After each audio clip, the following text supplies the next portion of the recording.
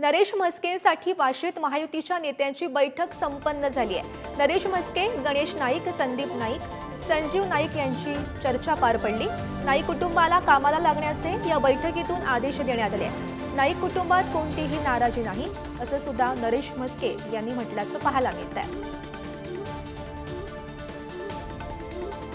सगळ्यांना एकत्र भेटलो नव्हतो, आज त्यांच्याशी सगळ्यांशी एकत्र भेट घेतली आणि माननीय गणेश नाईक साहेब यांनी सगळ्यांना कामाला लागण्याचे आदेश दिलेले आहेत। काही नाराजगी होती याच्या अगोदर, हे सर्व दूर झालेली आहे आजच्या बैठकीनंतर। आपण कुठेतरी कधी पण पुढचा विचार करूया। जर नाराजगी असती तर गेले 2 दिवस गणेश नाईक साहेब, संपूर्ण नाईक फॅमिली, भाजपाचे नगरसेवक, भाजपाचे पदाधिकारी भर उन्हामध्ये रस्त्यावर उतरलेच नसते।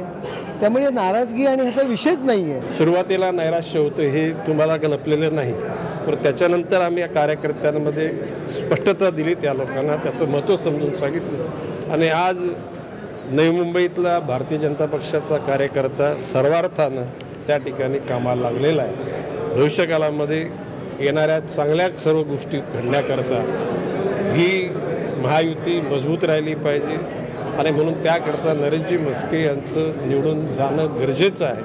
त्याकरता सगळ्यांनी कामाला लागावं अशा प्रकारचं आव्हान मी कार्यकर्त्यांना केलेलं आहे।